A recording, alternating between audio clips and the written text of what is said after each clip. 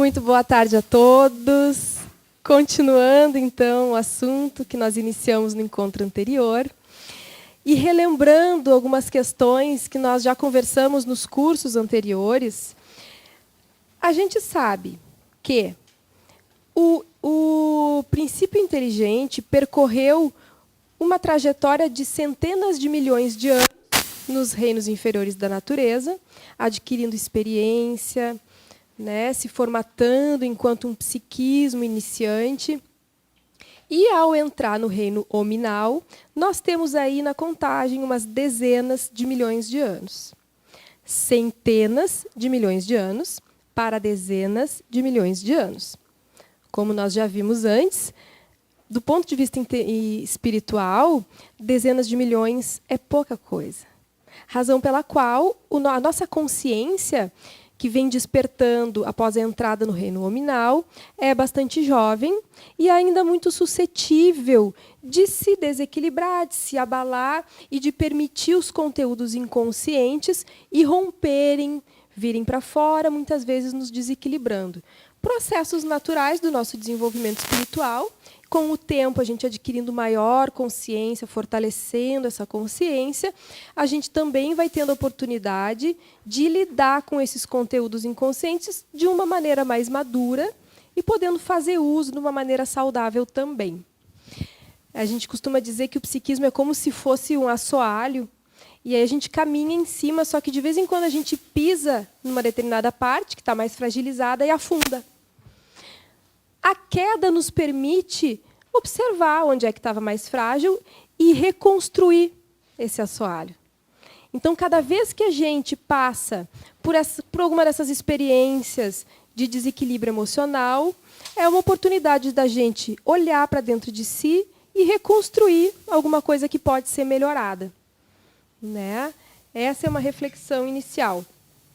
É interessante a gente pensar que quando esses conteúdos irrompem de uma maneira coletiva, porque a gente está pensando no indivíduo, né? O material inconsciente irrompendo na consciência. E, no caso da coletividade, quando isso acontece, a gente tem manifestações muito importantes na sociedade, como, por exemplo, as guerras, as tragédias, as carnificinas, falando dos impulsos mais primitivos que vêm à tona. E a gente pode observar isso, porque a gente observa assim, nesse contexto, os indivíduos se transformam e, às vezes, se mostram muito diferente do que pareciam ser.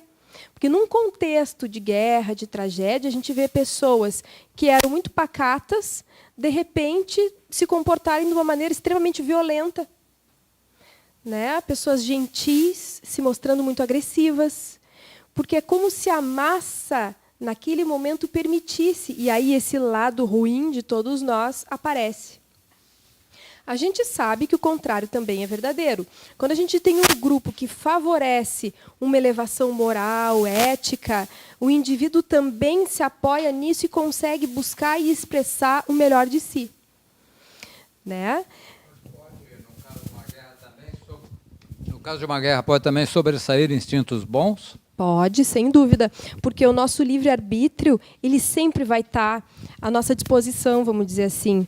Aí eu gosto de lembrar muito o Viktor Frankl, no livro aquele Em Busca de Sentido, porque ele mostra na situação de guerra e numa situação extrema de campo de concentração, né? Estão rindo porque estão concordando. Oi?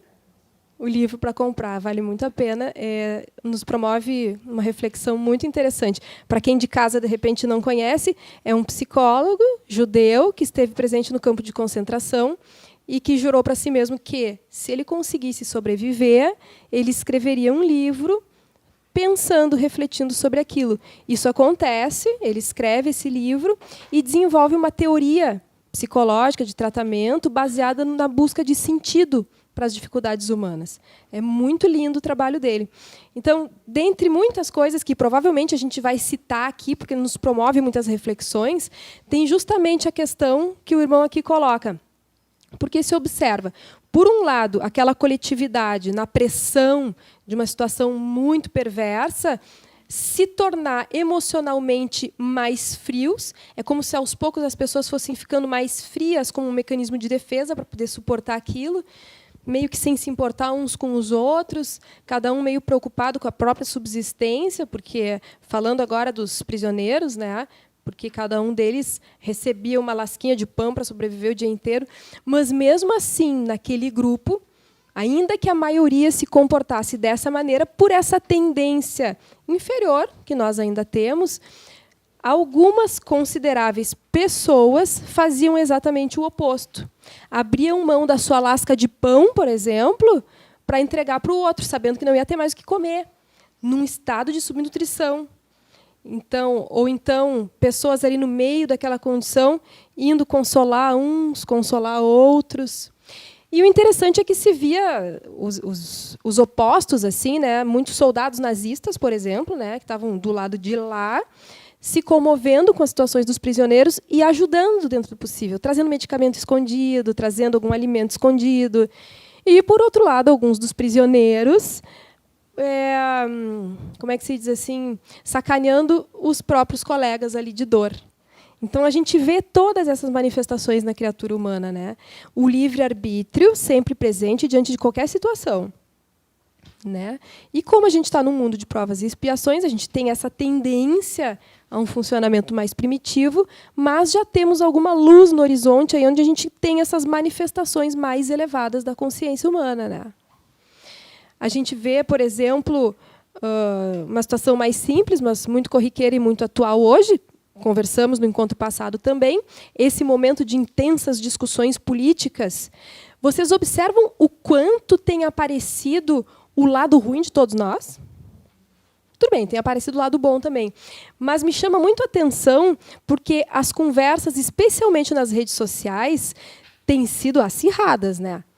E pessoas que eram amigas, que de repente se encontram numa condição oposta, um de direita, um de esquerda, uns defendendo, outros acusando, de brigar, né? E daqui um pouco de se tomar de uma raiva. E eu tenho muitos amigos assim que acabaram saindo do Facebook porque não conseguem mais conviver com aquilo e conversar sobre política, pessoas se excluindo da rede social porque não podem conviver com aquilo. Então, por que é tão difícil a gente discordar em paz? Qual é o problema do outro pensar exatamente ao contrário do que eu penso? Por que não pode? Se a gente for pensar, essa é a grande riqueza da criatura humana, a gente poder pensar diferente e respeitar esse pensamento. E aí, de novo, né? Claro que essa raiva intensa que me toma porque o colega tem um posicionamento político diferente diz respeito a mim. O problema é meu, eu estou com raiva. Por que eu estou com raiva? Por que eu me identifico tanto com esse posicionamento político? Por que eu preciso defender tanto aquilo? E isso não só com relação à política, com relação à música. Né? Gosta de uma música, o outro gosta de outra música. Não, então não tem como conviver, porque são pessoas muito diferentes. Eu acho que a maioria que lembra do livro que foi lançado o ano passado, do Cérebro Triuno, que fala dessa coisa reptiliana que a gente tem e que tende a repetir. E é muito legal esse livro, porque ele fala da parte biológica e fala também da parte emocional, do comportamento. Então, a parte biológica do porquê que a gente teve lá atrás um cérebro que se desenvolveu, né? E agora, o porquê que emocionalmente a gente acessa essa memória, né? Bem interessante juntar as duas coisas, né? Para a gente lembrar disso. Por que a gente repete comportamentos muito primitivos nessas situações, né? Porque a gente tem isso no nosso registro. Né? Então, isso é bem legal de ler também para completar. É um livro muito interessante. É o Cérebro Triuno, ele tem o Sérgio Lopes na parte emocional, tem uma veterinária, que é a Ivênia, que é na parte de como é formado esse cérebro, e tem o Décio Jung no meio ali, que fala da parte bem interessante. Muito interessante, tem a ver com isso que a Michelle está falando. Uma ótima recomendação mesmo. E, realmente, a gente passou um período muito mais longo nessas experiências mais primitivas. Né? As experiências mais intuitivas, mais elevadas, a gente está tendo muito recentemente. Então, por essa razão, é mais fácil a gente acessar. Claro, simplificando, porque, obviamente, o livro vai aprofundar essas questões. Né? Então, exige um esforço de todos nós para poder trazer à consciência esses elementos e dar um novo curso, até que a gente possa ir se libertando dessas presilhas, vamos dizer assim, porque nós ainda somos escravos desses nossos instintos. E o objetivo é que a gente possa tê-los a nosso serviço, que a gente possa ter o ego a nosso serviço, a serviço do self, a serviço do eu profundo. Então, a ideia hoje é poder conversar um pouco também sobre o estresse pós-traumático. Diante de situações de desastres ou de calamidades, por exemplo, a gente tem essas manifestações, e não só, muitas vezes em situações cotidianas. Né? O que é o estresse pós-traumático? A pessoa vivencia uma situação traumática. Né? Eu lembro de uma paciente que ela sofreu um assalto, e foi um assalto simples, se é que dá para dizer assim. Uma pessoa abordou ela, pediu que entregasse a carteira e o celular e foi embora. Aquilo foi extremamente traumático para ela. E aí ela ficou alguns meses sem conseguir sair na rua. Quando ela saía para caminhar na rua, ela tinha ataque de pânico. Não conseguia usar ônibus. Então ela começou a usar táxi para ir trabalhar. Na época ainda não tinha tanto Uber em Porto Alegre, então ela ia de táxi. E ela ficava muito angustiada, ela me perguntava assim, tá, mas agora será que eu vou ficar assim para sempre, né? E não, na verdade, aquilo, para ela, naquele caso, durou mais ou menos uns 6 meses. Né? Foi um tempo necessário para ela ir elaborando aquilo e poder de novo enfrentar a realidade externa, já mais fortalecida para lidar com as situações que se apresentam. Então, são desafios existenciais que, às vezes, quando cruzam o nosso caminho, acionam questões nossas e nos desestabilizam. Né?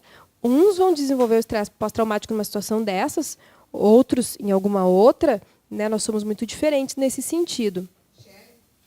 Né? De tal maneira que eu e meu esposo fomos abordados e eles nos pediram, né, a bolsa. E eu até segurei um pouco a bolsa, mas ele puxou e levou. E ele chegou e disse, os dois, não sei se era de verdade ou de brinquedo, mas vocês não virem para trás, porque eu atiro. E, no momento que eu virei para seguir, eu senti como se tivesse sido um projeto, alguma coisa. Senti. E aquilo também me revoltou muito. Eu não saía, passei quase um mês sem sair, com dificuldade. Também andei de táxi, também andei de lotação. E chorava bastante, porque tinha perdido meus documentos, tinha que fazer uma série de coisas. E eu senti, por muito tempo, a sensação do projeto nas costas. Tive que trabalhar, né? Lá no Chiquinho a gente consegue trabalhar bastante, mas levei em torno, mais ou menos, de uns 8 meses para isso. Sentia dor no local. Tá? Então, esse estresse pós-traumático realmente comigo existiu. Meu marido ficou bastante assim, sentido, aquela coisa toda, mas eu senti, como ele disse, né? Não vira, porque eu atiro. E eu senti isso aí. Então, realmente aconteceu comigo. E como cada um vai reagir de uma maneira, né? Ela sentiu a marca do projétil. Daqui um pouco, alguma experiência foi acionada do ponto de vista espiritual e essa marca ficou. Agora, o estresse pós-traumático, de uma maneira geral, né, acontece para todos, justamente são os sintomas. Medo de sair da rua, de enfrentar situações de novo. É interessante que é a vivência daquela situação traumática o tempo todo. É como se aquilo estivesse acontecendo de novo. E estivesse acontecendo de novo. E estivesse acontecendo de novo. E aparecem sonhos, e aí dá aquela descarga de adrenalina, o coração acelera, né, como se a situação estivesse acontecendo. Então, muitas pessoas assim, que passaram por experiências de guerra tiveram que lidar com isso durante bastante tempo. Isso é muito variável, né? Durou uns 8 meses. Minha paciente durou uns 6 meses, às vezes dura às vezes dura um ano. Então, isso é muito relativo, né? A gente vai ver um pouquinho os sintomas, né? Os critérios diagnósticos para esse transtorno, para a gente conhecer um pouquinho mais a fundo e compreender do que a nossa irmã Joana está falando. Claro, alguns desses elementos não são diretamente dos livros, são das nossas experiências pessoais, são dos manuais diagnósticos de psicologia, que a gente acrescenta para poder refletir um pouco em cima dos livros da Joana, cuja base a gente está utilizando para pensar são esses. Tá bom? Então, os critérios de diagnóstico do estresse pós-traumático. Primeiro, há uma exposição a um episódio concreto ou ameaça de morte, lesão grave ou violência sexual. Há uma exposição a alguma situação como essa, que constitui um trauma, a pessoa vivendo diretamente o fato ou testemunhando alguma situação, estando presente com a situação ocorrendo com alguma outra pessoa, ou saber que aconteceu com alguma pessoa próxima, mesmo que a pessoa não estivesse presente, ou ser exposto de forma repetida ou extrema a detalhes aversivos do evento traumático. Por exemplo, socorristas que trabalham recolhendo corpos humanos, por exemplo, vai essa repetição dessa situação dura, difícil, né? Policiais expostos repetidamente a detalhes de crimes podem desenvolver esse transtorno. Um paciente que eu atendi também, ele era motorista de ônibus e ele tinha sofrido alguns assaltos no ônibus, tanto que chegou um ponto que ele desenvolveu um estresse pós-traumático tal, assim, grave aí no caso dele, que não conseguia dormir, ele teve que se aposentar porque não conseguiu voltar a trabalhar. Então foi um caso bem grave, né? Foi tratado, obviamente. No caso dele foi internado, fez um tratamento psiquiátrico e tal e ficou bem.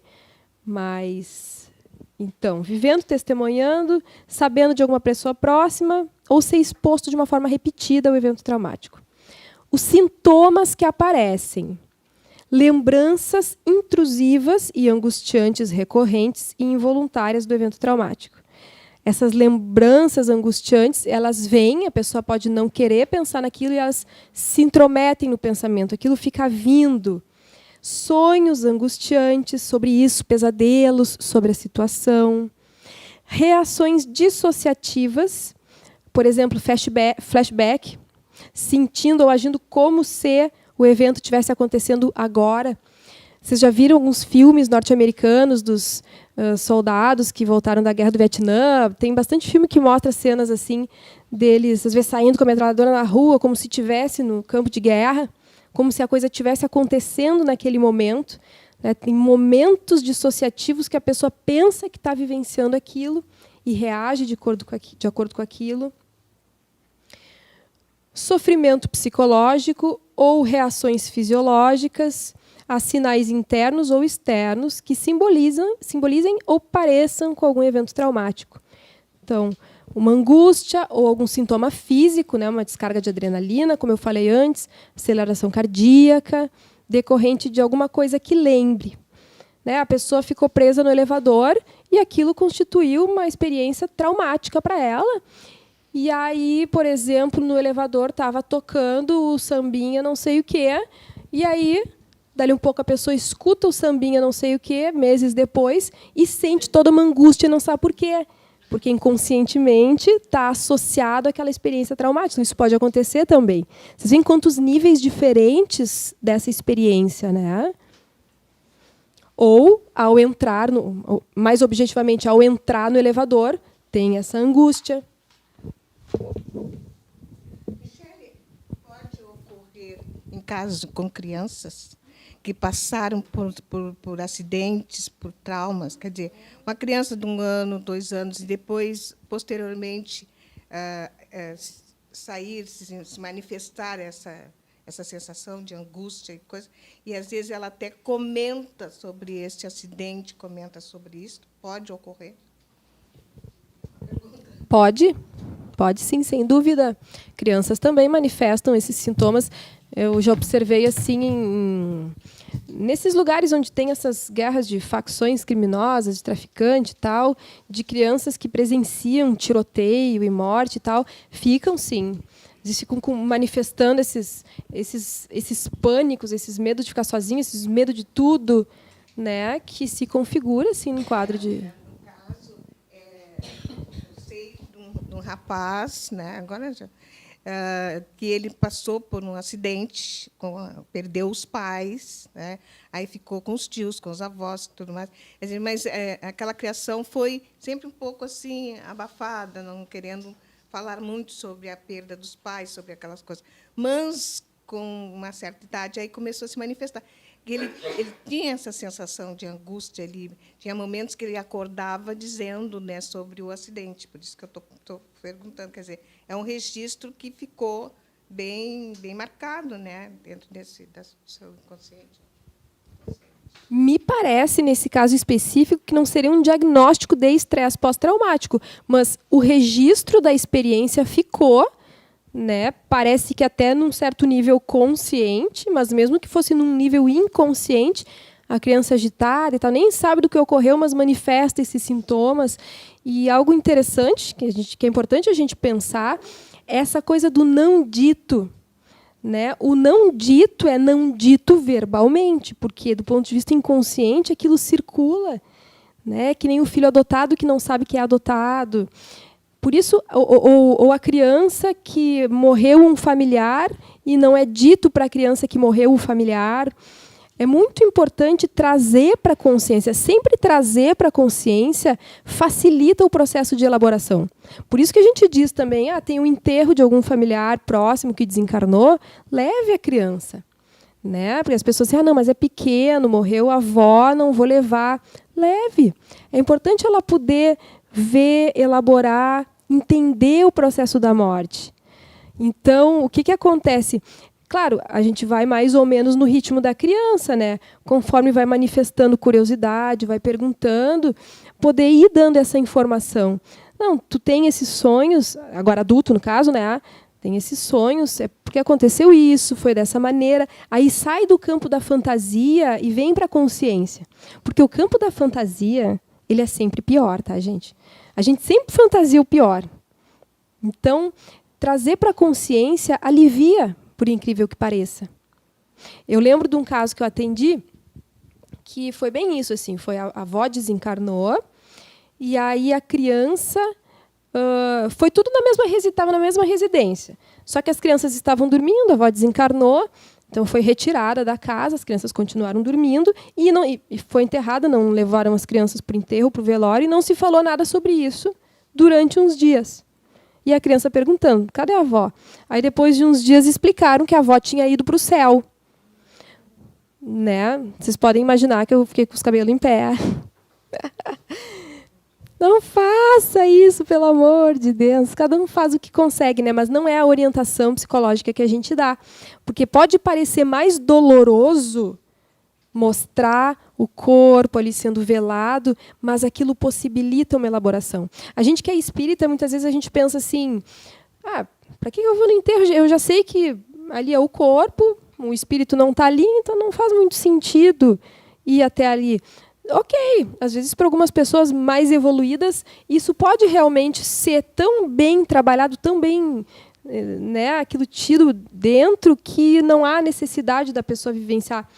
Mas a maioria de nós, réis mortais, a gente precisa ainda dos ritos, dos rituais, para favorecerem o processo de elaboração.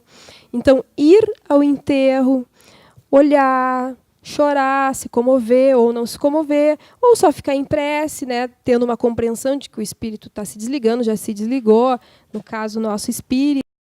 Isso ajuda na elaboração. Sem contar que, do ponto de vista espiritual, a gente pode ajudar bastante também estando em prece, porque daí a gente sabe que tem todo aquele grupo de espíritos que vão aproveitar para tentar sugar a energia vital da pessoa que desencarnou, etc, etc, etc. E quanto mais pessoas ali em prece, ajudando no processo do desencarne, melhor para o desencarnante. Então, a gente sempre pode ser útil. Né? Mas, então... Mas estresse pós-traumático teria que ser alguma situação anterior nesta vida para caracterizar tipo uma criança, por exemplo, que desde pequena tem muito medo de insetos. E tu não sabe de nada, assim. Isso seria o caso ou seria outro diagnóstico? Provavelmente seria fobia, exatamente. Uma fobia, né, específica de insetos. a gente não diagnosticaria como estresse pós-traumático, mas sim, existem traços que vêm do nosso passado espiritual, como traumas, e que volta e meia se acionam. Eu, por exemplo, aí tem uma situação pessoal que eu posso compartilhar com vocês. Muitas vezes, ao longo da minha vida, até pouco tempo atrás, a coisa começou a melhorar. Mas durante esses momentos assim de ano novo, que estoura foguete, fogos de artifício, para mim era uma tortura estar num ambiente com lindos fogos de artifício. Porque a impressão que eu tinha, a vontade que eu tinha era de me jogar no chão e me esconder porque parecia um bombardeio. Eu não tenho a menor dúvida que tem relação com uma experiência anterior. Né? Então, eu tive que ir fazendo um trabalho assim, a longo prazo, de poder trabalhar, que experiência foi essa, que agora é outro momento. Mas, então, o ímpeto que dá no momento é esse. Né? Aciona como se tu estivesse lá, naquela situação, e tu está vivenciando agora. Bom, mas nessa encarnação, nunca tive problema nenhum com barulho, mas diante dos foguetes, dos fogos de artifício do Ano Novo, eu me via quase louca, eu e a cachorrada do bairro, né? Eu acho que é muito perigoso dizer isso ou aquilo de outra vez, porque ninguém de nós tem certeza. Né?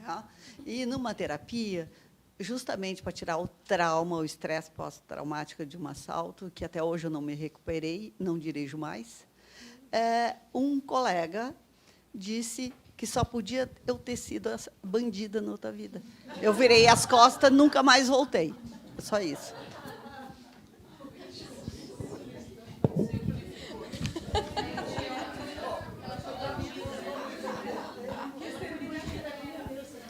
Bem simples. Ponto.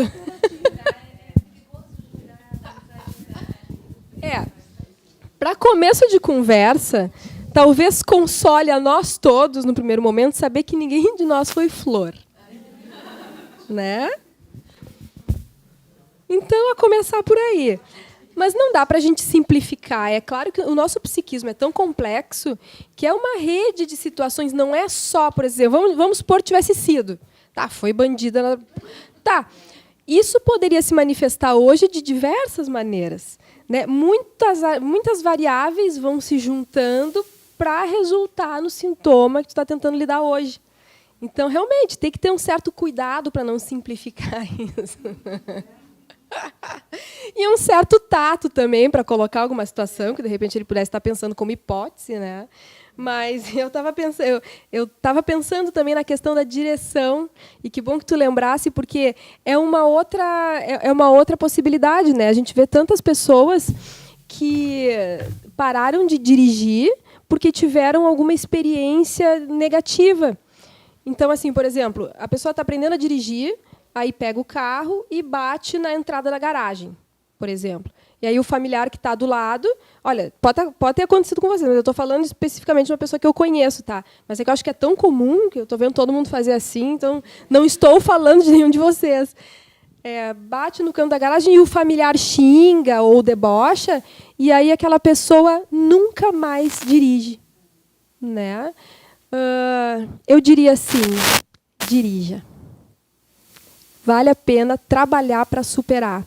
Porque, claro, aquilo movimentou energias internas, mexeu com complexos lá do inconsciente e que resultaram nisso, nesse medo de se confrontar com a vergonha, com o ter fracassado naquela situação.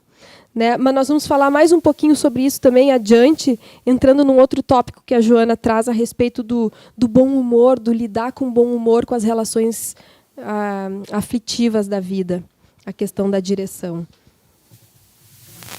Então, esses são os sintomas, né, como a gente estava falando. Pode aparecer amnésia dissociativa. Tive uma amiga que caiu de moto e ela apagou. Ela não lembra da situação, ela não lembra nem de ter saído de moto. Exatamente, é uma defesa. Aquele foi um susto tão grande, foi uma dor tão grande, que ela apagou. Está lá no registro inconsciente dela, mas ela não acessa. Ela não ouve nada, foi um susto, mas ela bateu a cabeça, desmaiou, não teve nenhuma sequela, mas apagou.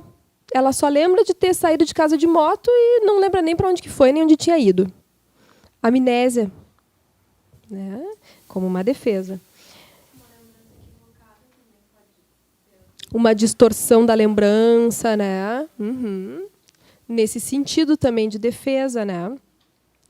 A gente pode desenvolver crenças exageradas ou expectativas do tipo assim, eu sou mal, então eu estou sendo punido porque eu sou mal, é por isso que eu tô com esse, é por isso que eu não posso ver fogo de artifício, é porque eu fui bandido na outra vida, então eu estou sendo punida, né? Então, crenças exageradas sobre o evento, ou não se deve confiar em ninguém, aí generaliza, nunca mais vou sair na rua, não posso confiar em mais ninguém.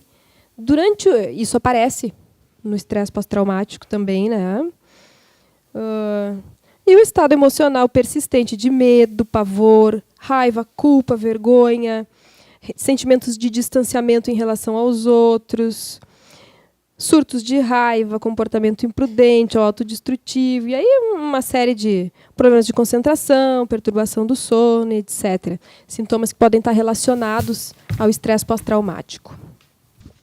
Alguns fenômenos que a Joana coloca também que aparecem, então, relacionados a esse tipo de problemas, a tragédias, desastres, como é que fica o comportamento humano nessas situações, né? Ela coloca assim que as pessoas mais esclarecidas elas buscam auxílio espiritual, buscam leituras, buscam meditação que ajudem a acalmar o organismo, né? Acalmar a mente.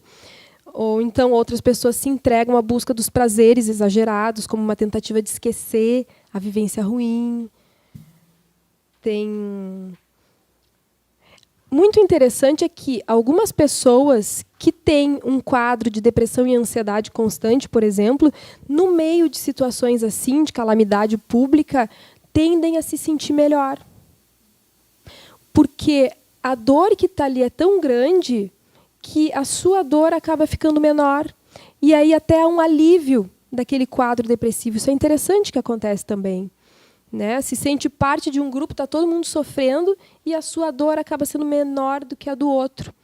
Então, esse fenômeno também é comum. Tem algumas pessoas que têm um funcionamento mais pessimista, que aí entram naquele núcleo de depressão, de que então não vale a pena viver e tal. É uma manifestação possível também. E tem pessoas que, em geral, por exemplo, têm muito medo de realizar determinadas coisas e, em situações como essas, acabam superando os seus medos. Medo de viajar de avião, medo de determinadas coisas de negócios. Aquilo passa, lidou com uma coisa tão mais difícil antes que os seus medos comuns acabam passando. Essas experiências elas mobilizam o nosso psiquismo dessa maneira também. Um fenômeno importante também, há uma tendência às pessoas buscarem mais o sexo, pela necessidade das pessoas se relacionarem mais. Então, acontece mais de pessoas se apaixonar, né? Apaixonando-se com mais facilidade uns pelos outros, e assim que passam os momentos mais tormentosos, de se entregar aos prazeres, também como uma maneira de tentar se acalmar e se liberar daquele medo, daquele temor constante. Eu não sei se está relacionado a isso, mas a minha dúvida é se tu acredita que uma experiência espiritual de EQM possa se tornar um estresse pós-traumático? Olha, EQM é experiência de quase morte. Os relatos que eu conheço, os estudos que eu conheço, eles demonstram geralmente o contrário. Que a pessoa, depois de ter uma experiência dessas, se sente mais fortalecida, né? Promove uma transformação na sua vida no sentido de superar medos, aí, como a gente estava falando. Eu nunca vi uma situação de uma EQM provocar um estresse pós-traumático. Mesmo que a EQM tenha sido, entre aspas, traumática, violenta, eu acho que ela gera o sentido contrário, né? Porque o que é uma experiência violenta de EQM? Um quadro de que a pessoa está ali tendo... O que é uma EQM? É um acidente? É uma parada cardíaca? Um acidente automobilístico. Né? Bateram no meu carro, eu estava passando na cenareira, o cara pegou aqui na coluna e eu fiquei fora do ar. Eu vi tudo o que se passou, discuti com a pessoa. Não, mas tu estava desacordada. E eu vi. Eu me lembro do homem dizendo, mas sapato dela, bota o sapato dela quando estava indo para a ambulância. Eu disse, aí não achei mais o sapato. Quando eu acordei, logo eu me lembrei que deu onde é que é o sapato. E, no entanto, disseram que eu estava fora do ar. Uma coisa muito interessante, eu vi, estava com óculos escuro, quebrou aqui a haste, e eu vi o sangue entrando dentro da orelha, e berrei.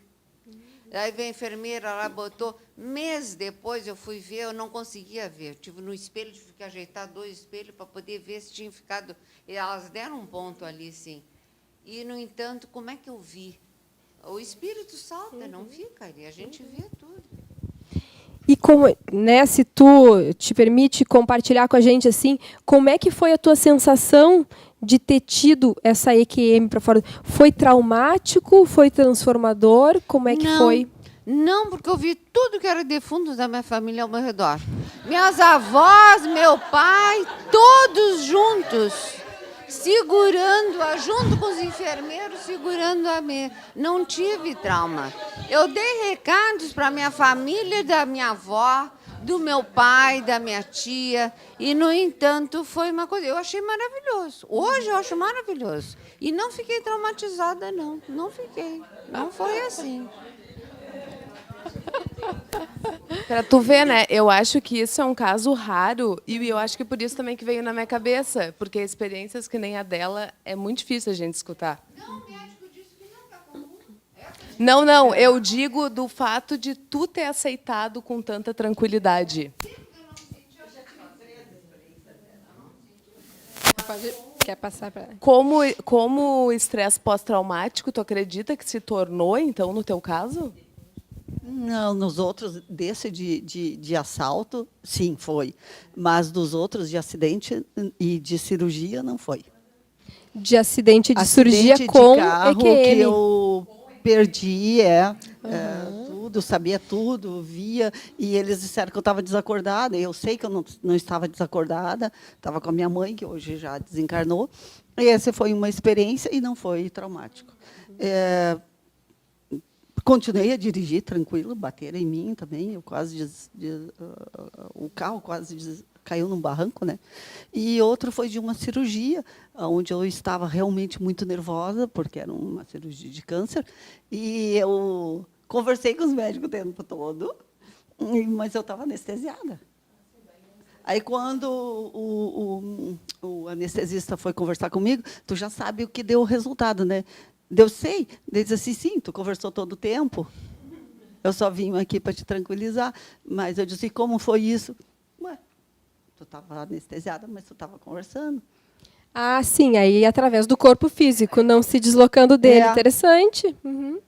E Consciente. consciente, mas eu não estava anestesiada. Como é que eles iam estar fazendo cirurgia se eu não estava, né?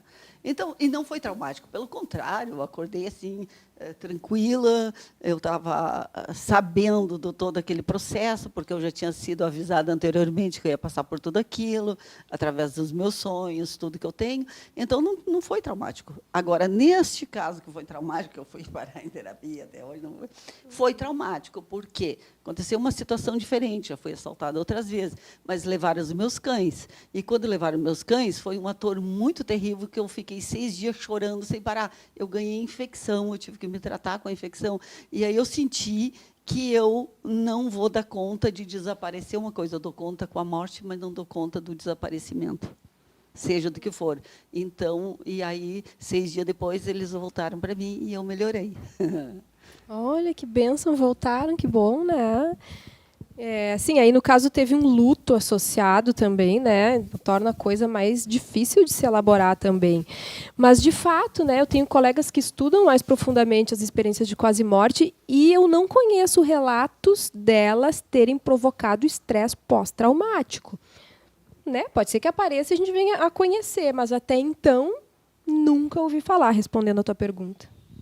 A Joana falando do bom humor. O bom humor resulta de um amadurecimento psicológico. A gente poder rir de si mesmo, poder passar por situações difíceis, vexatórias, e lidar com aquilo de uma maneira natural. Há um tempo atrás, exemplificando um pouco isso, acho que fica mais fácil falar assim, eu trabalhei numa empresa e teve um período nessa empresa que o pessoal estava fazendo uma campanha interna para arrecadar fundos para desenvolver um determinado projeto. E aí me foi pedido que eu divulgasse para minhas pessoas mais próximas para poder fazer esse movimento então de arrecadar fundos. E eu divulguei para as minhas pessoas mais próximas da minha lista de e-mails. E daí no dia seguinte saiu na Caiçara. Eu não sei como é que foi parar na Rádio Caiçara, mas na minha lista de e-mails, aí manda para os e-mails, apareceu na Rádio Caiçara que a empresa estava precisando de verba para desenvolver tal projeto.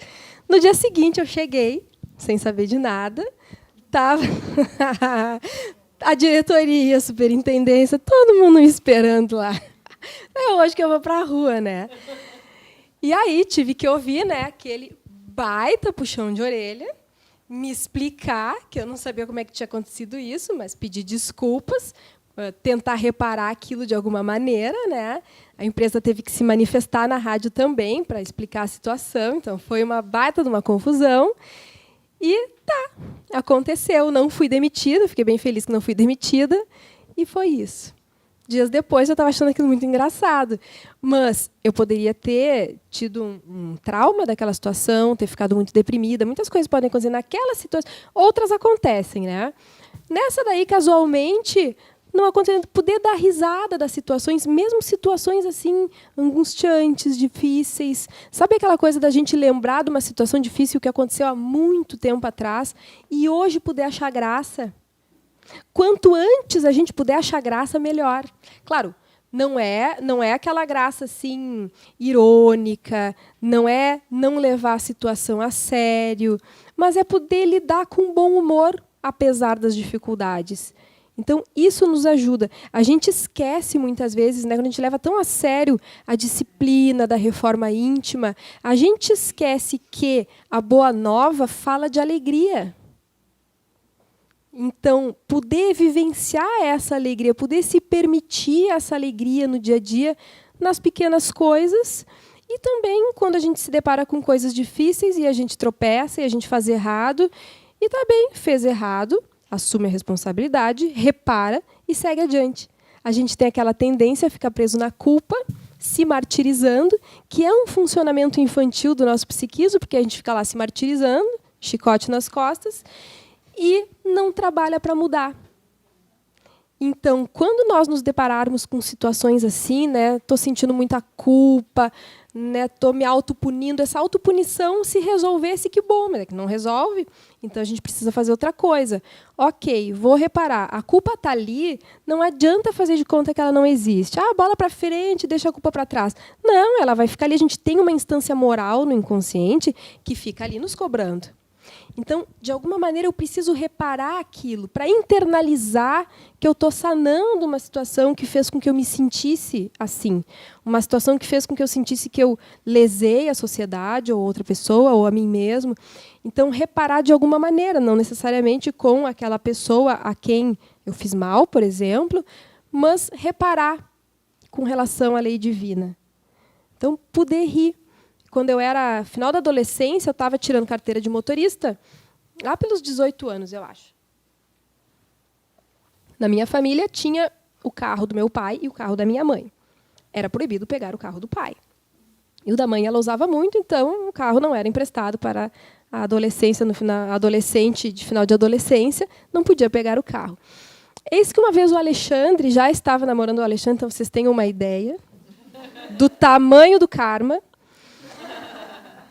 Ele precisava ir a algum lugar, tinha um compromisso e estava um pouco atrasado. E aí eu pensei assim, quer saber de uma coisa? Eu vou pegar... A mãe tinha saído, o carro do pai na garagem, que o pai ia de ônibus para o trabalho. Vou pegar o carro do pai escondido. Peguei, levei o Alexandre. E aí fui voltar, me perdi.